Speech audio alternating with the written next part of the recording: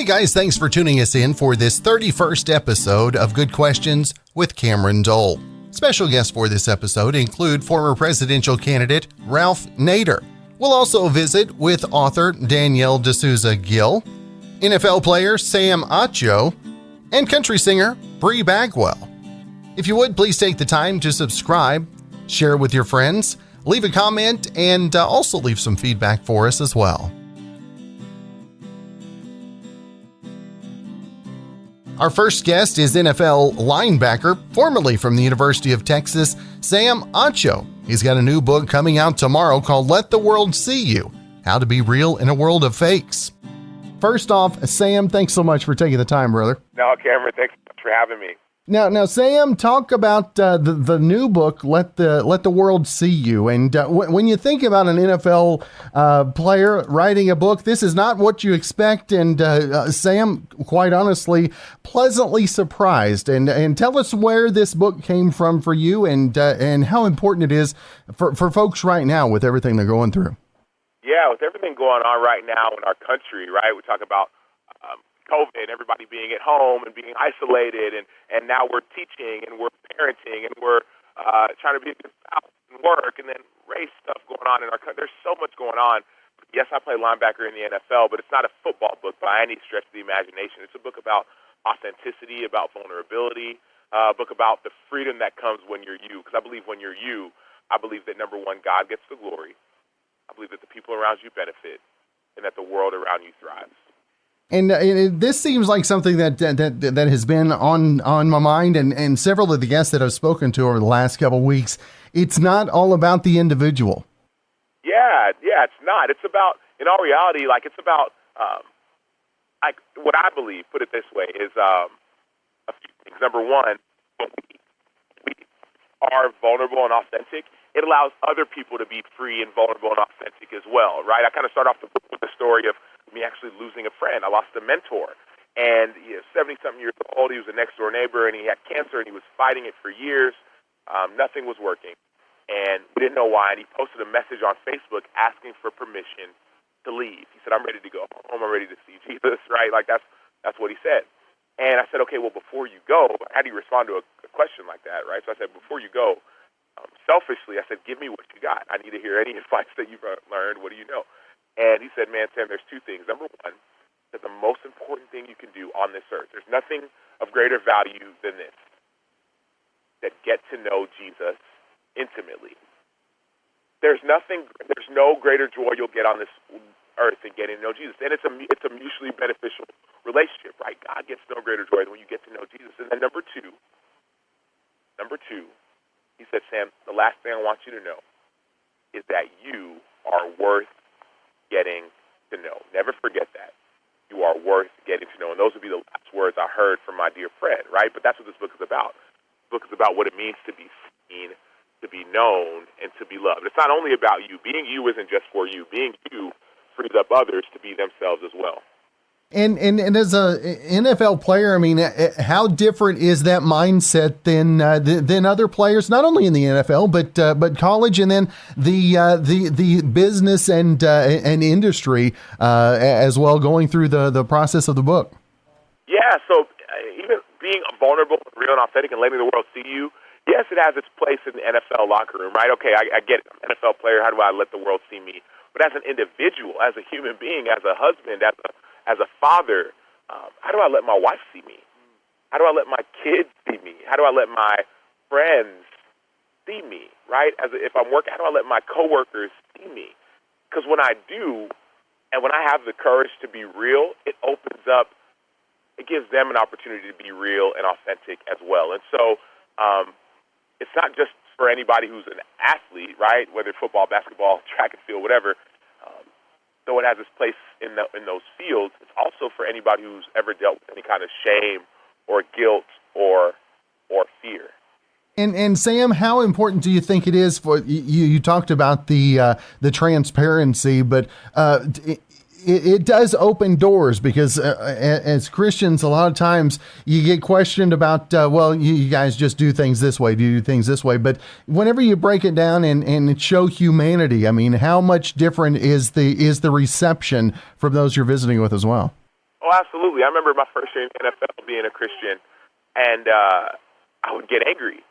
I'd get mad at practice or get in a fight or something, right? I'm a competitor just like everybody else who's in the NFL, and people would look at me and they'd say, oh, Sam, well, you're a Christian. Christians aren't supposed to get mad. And I didn't know at the time what to do with that. How do I respond to that? And so I said, okay, well, let me try not to get angry, right? But the real me is a guy who's a competitor, a fiery competitor, and who gives God glory by the way I compete.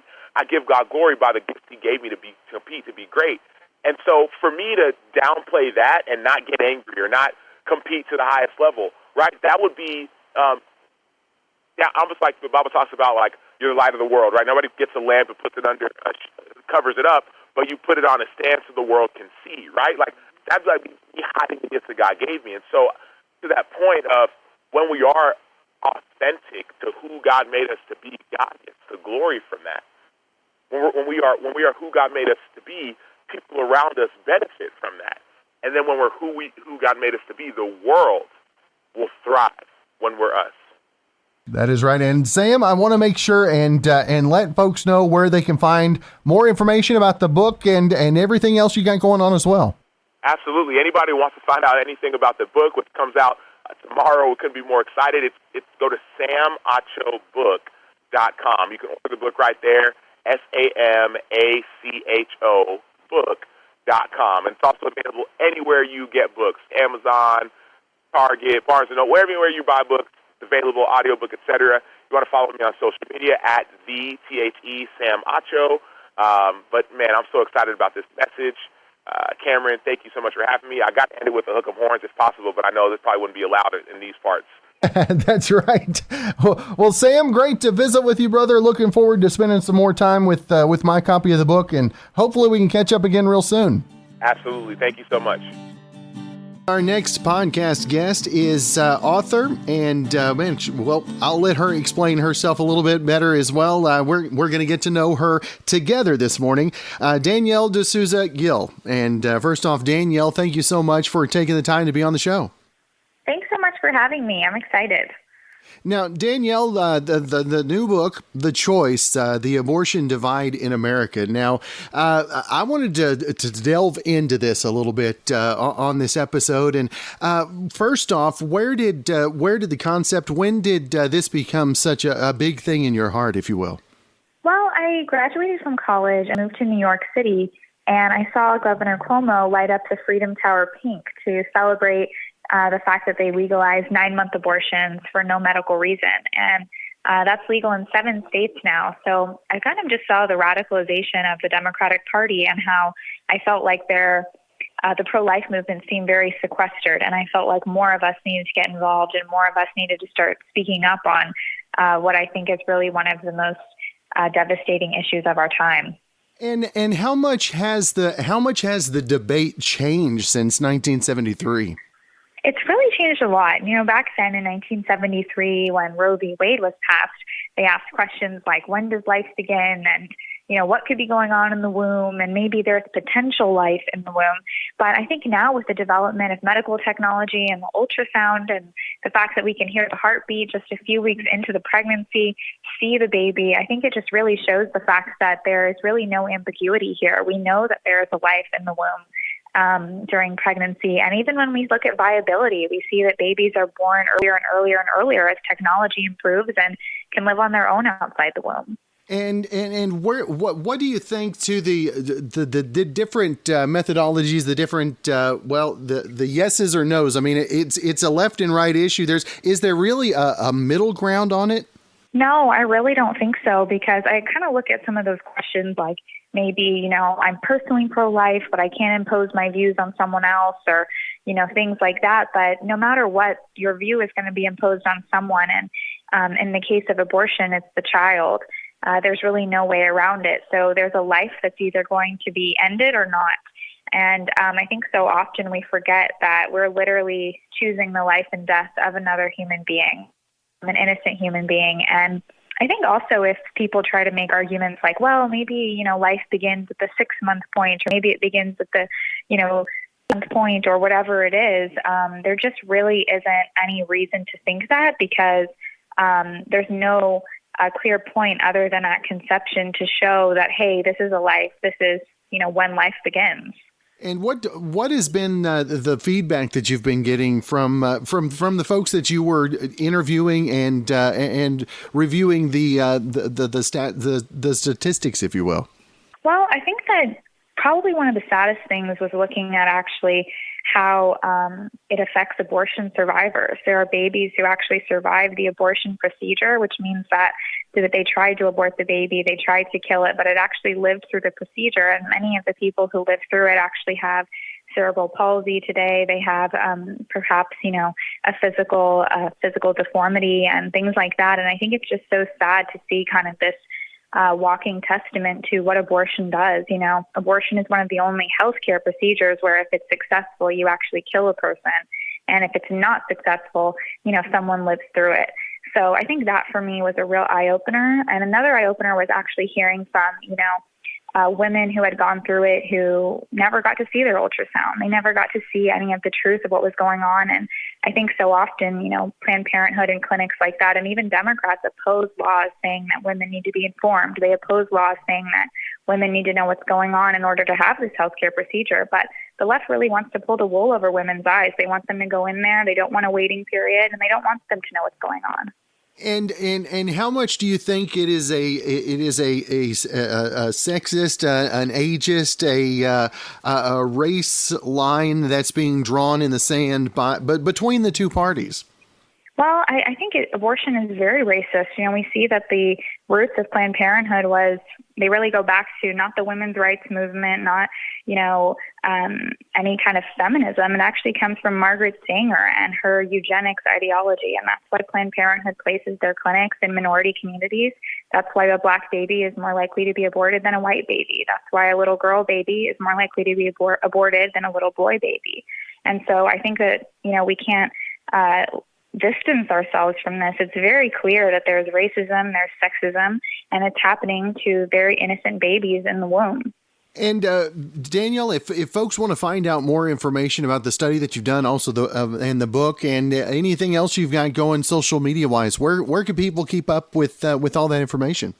Yeah, I'm Danielle Souza Gill on Twitter, Instagram, Facebook, all of those places. And my book is called The Choice: The Abortion Divide in America. So definitely stay tuned and follow along. It's been really cool to see people's responses to the book. And so I've been sharing those on my social media too.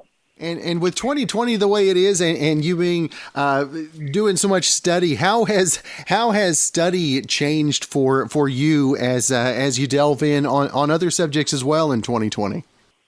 Man, there's so much that I think we can always be learning. So that's why I felt like, it's so important that we actually dive into the statistics. We actually dive into the deeper heart of the matter. I think so often people get their news just purely from social media or, kind of could be those quick ways to see it. But I think it's important that we really dive into, what are these issues and how can we know more about why we believe what we believe? And even if we look now at the election and the Supreme Court nomination, I think it'll be really interesting to see people kind of follow along with Amy Coney Barrett's hearings.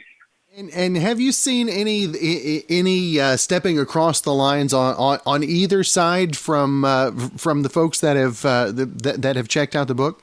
Yeah, I actually have. I've seen a lot of people who are apolitical, but who are kind of interested in this book.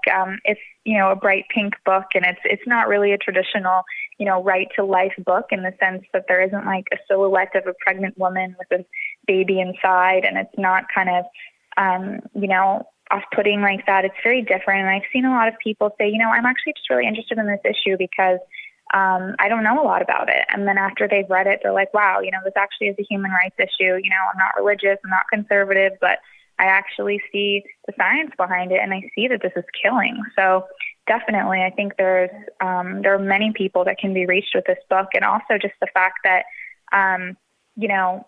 we're kind of the pro-life generation. I think that we're going to kind of see the overturning of Roe v. Wade, and we're going to see the culture really shift on this. And bringing out the science and the fact side of it, and I know a lot of people want to push it away because there's religion involved and politics involved. But when you get science and the facts down on paper, do you think that that helps the case over the emotions that are attached to politics and religion? Yeah, I think that the science is kind of where I start the book. I start it by even talking to embryologists and saying, what about the fact that the left argues that this is a polyp? Is this a polyp? What about the fact that the left equates this to an appendix? Is this an appendix? I mean, if you actually take their arguments and dive into them, they really make absolutely no sense based on the science. But I think they say those things because they want to make you feel like it's nothing. They want to make you feel like it's a cluster of cells only. And I mean, obviously, we're all made of cells. So sure, okay, we're all clusters of cells, but we're also human beings. And so when you dive into the science, you can see that, no, this is a human being. This has like the complete DNA of its own.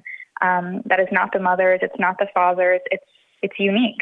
And so I think the science is really important. But even when it comes to the emotional side, I think it actually really does tug on the heartstrings in the sense that, wow, it breaks my heart to see that the left is using kind of these tactics of really just leading women down the wrong path and kind of ruining many of their relationships, ruining many of their lives, when in fact adoption is such a great option that allows the woman to go on with her life. And maybe that wasn't something that she wanted to raise, but that's okay because the child can be with people who love it and who want to raise it. And for you, what was the majority of the doctors' opinions that you visited with? Yeah, I mean, it's actually shocking because when you step outside of the abortion debate, it's so obvious what's happening in the womb. I mean, doctors that you talk to, even if you go to just not Planned Parenthood, but let's say you go to get prenatal care, they say, oh, look, it's your baby girl. Oh, look, it's your baby boy. Oh, look, they obviously have genitalia in the first trimester. I mean, they have their heartbeat. They have all these things. So every doctor knows exactly what's going on in the womb. And, that's why people say like, oh, let me feel your tummy to feel the baby kick. That's why they have gender reveal parties. That's why there are baby showers. That's why, when someone posts even a photo of their ultrasound on social media, people comment and say, wow, congratulations, and things like that. So it doesn't actually take, great leaps and bounds to know what's happening in the womb. But the left likes to act like there's great mysticism around what's happening in the womb. And it's actually really quite obvious.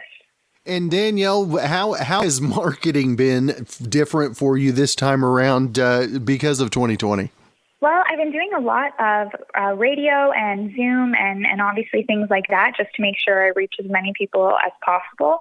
It was definitely really cool to go see my book in Barnes & Noble and things like that. But I think it's just been such a crazy, crazy year. And I'm actually so fortunate that my book is coming out right around the time of the Supreme Court nomination, because I think so many people are going to be talking about Roe v. Wade and abortion as it's kind of drawn to the forefront of this election and to the Supreme Court hearing.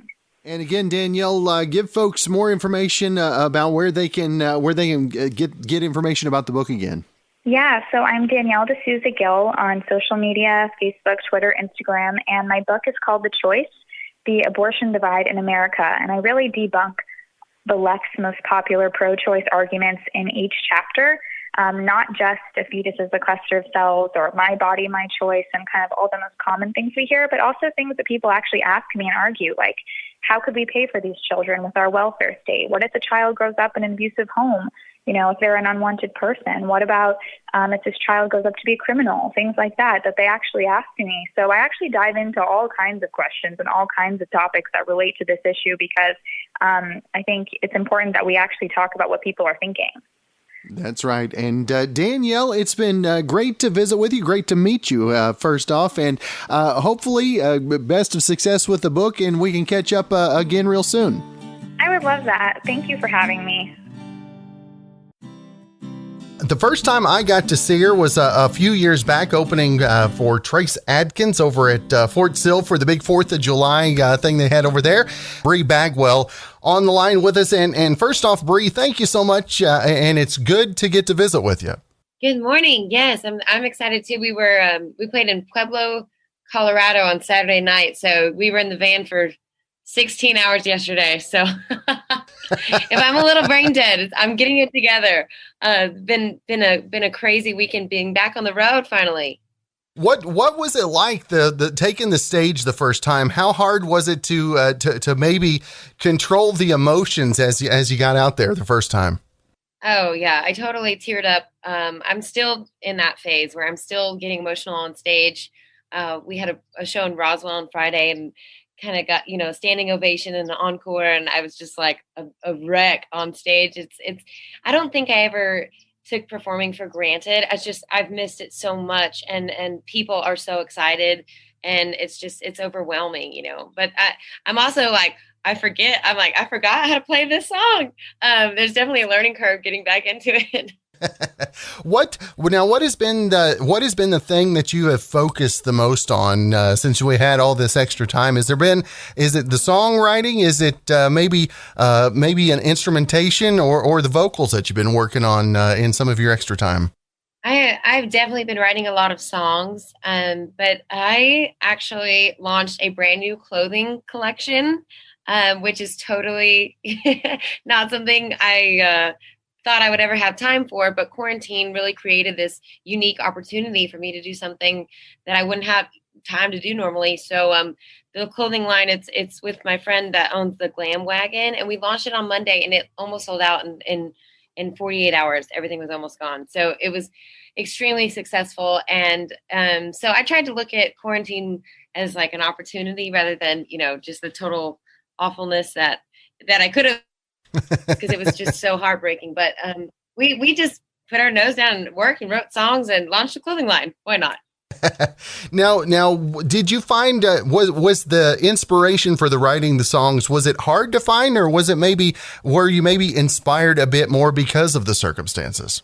Yeah, I think I'm a pretty disciplined songwriter now. I wrote at Sony up in Nashville for 3 years, and then I'm part of like a lot of songwriting groups where I write one song a week, regardless of whether I'm inspired or not. So I'm kind of used to not feeling, if I'm not feeling inspired, sometimes those are the best songs that come out, even when I'm not feeling it. And I force myself to sit down and write. So, I mean, I always try to tell songwriters if they ever wanted advice, it's like, man, treat it like a work day kind of, and you never know what's going to come out.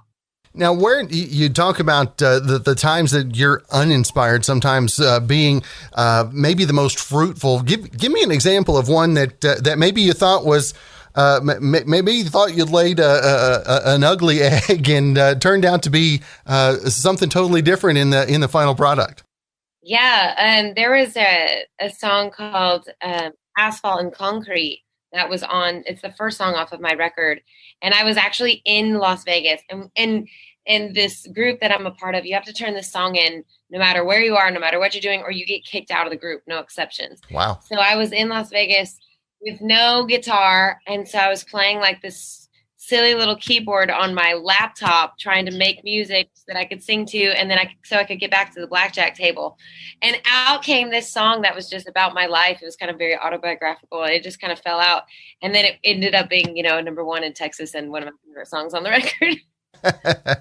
And how different is the landscape? I mean, you meld things like you talk about Texas, Nashville, and now, I guess fashion line. Or does that mean you're going to have to branch out into New York? Is that the next obvious one? I am open to all the possibilities, but also seeing how much we can do remotely. It's been amazing.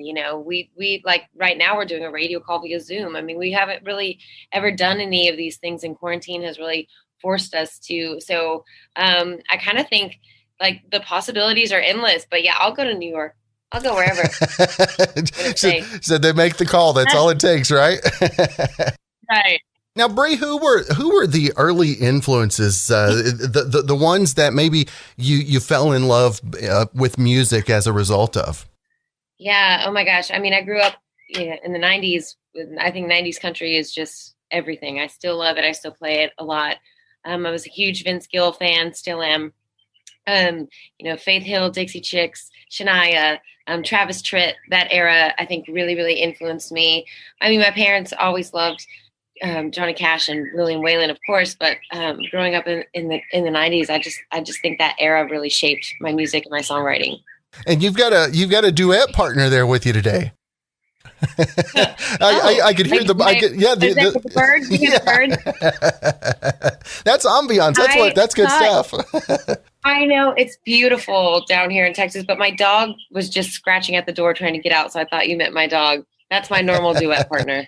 Now, you talked about having to change things up. How different has the marketing looked this year and this time around as opposed to the single releases you've had before? Oh, well, I mean, I think everything's different. The way that we're, being careful with shows as well. A lot of people are kind of getting a lot of heck for having shows because it's bringing people together at a time where we shouldn't be bringing people together. So I guess my answer is careful. We're being very careful with what we do because we want to do what's right, even though it's maybe the hard thing. We want to do what's right, and so.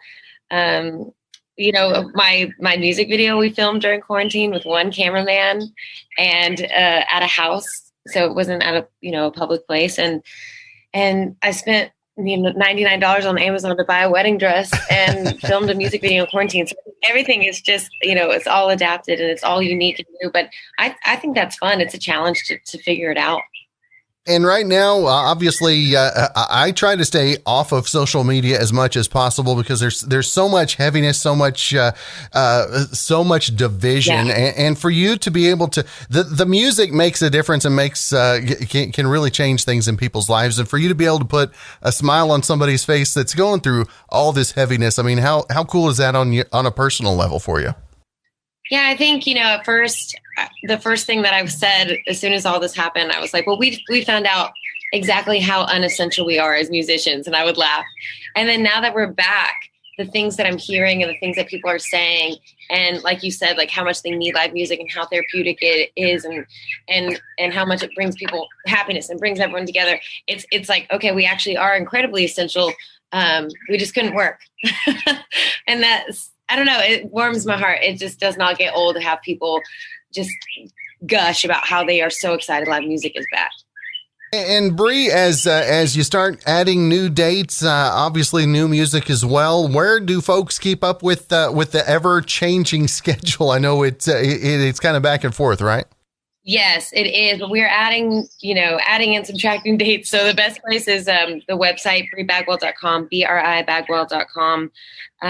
But we have about 8 or 9 shows in October. So things are coming back, but I'm also on Instagram, Twitter, Facebook.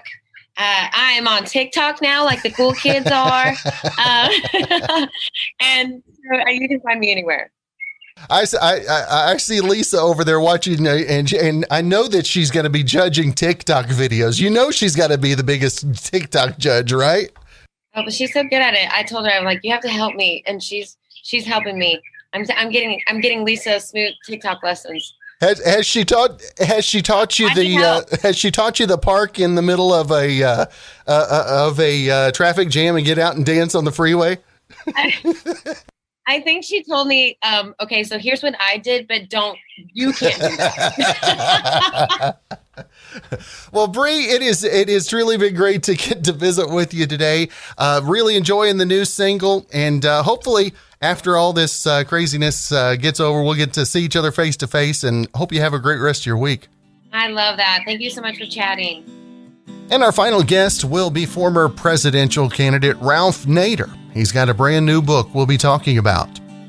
Got the book Wrecking America with Mark Green. We've got Ralph Nader on the line with us this morning. And first off, Ralph, thank you so much for taking the time to be back on the show.